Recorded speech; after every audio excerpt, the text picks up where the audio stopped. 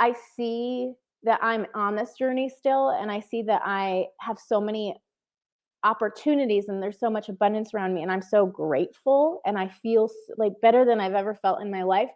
But I also have the perspective looking backwards to say, wow, I put in the work. I put in the intentionality. I didn't know really where I was headed, but I kept on putting out there what I wanted, the next thing I wanted, the next Well, thing. and I think what's really beautiful about that too, and it almost brings the conversation full circle to the very beginning, was this: when the isolation occurred, when the connection stopped, the connection is not exterior towards achievement, the connection is interior towards desire. And the desire and the affirmations that you spoke out weren't in conjunction or parallel to what other people were doing, because you couldn't really compare at that point. Who was That's true. achieving? Everyone was in a state of chaos. Everyone was in a just like a what do I do now situation. And here you are manifesting the thing that was meant for you rather than manifesting the thing that was meant for somebody else. Yep. And you know what's cool too, kind of going off of what you're saying, is that it really wasn't external. The stuff that I was wanting to No. manifest was not So good. external. It wasn't, I want to achieve this, I want to achieve that. It was like, I'm trying to think of some of them.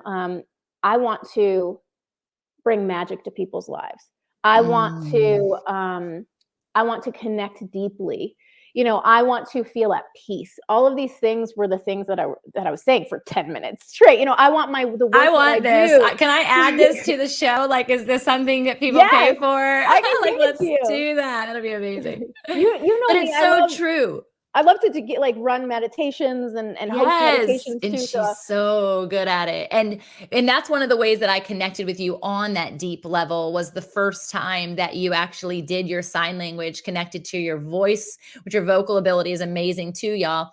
And when I saw that connection, because actually of a childhood memory and just amazingly fond experience of the American Sign Language language in and of itself, but the beauty behind it, you reignited something in me. And it was connected to my passion of movement and dance associated to sound and words and how they all play together. And so you have just this incredible ability to evoke emotion based on your body, like your body language and the way that you almost can see what's about to transpire, and you can see that you're seeing the vision of what's going to come to life with that magic component of who you are. I mean, I think magic associated to your name makes total sense. And it's just really neat and beautiful to watch you evolve in that, knowing even 2 years ago you didn't even have that magical ability. That just like brings me life.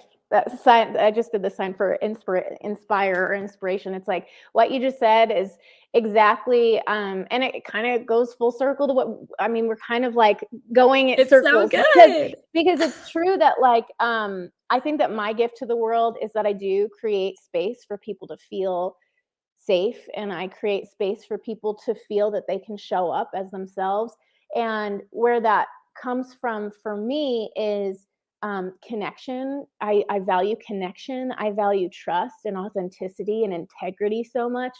Um, and I really value inclusivity too.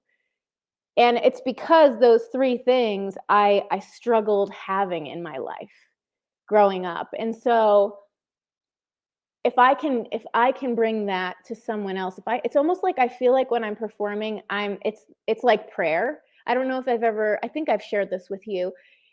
I found growing up, I would shut my door, close the lights, and just sing. And I wasn't performing for anybody, but I was performing, and it was because it was the thing that would make me feel most present to the moment.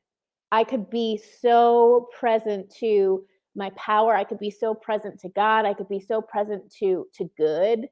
And I didn't have any other way growing up to connect to that part of myself or to connect to that peace like we were talking about. And so now when I do that in front of people, I'm giving the same permission. I'm giving myself permission to be just so present.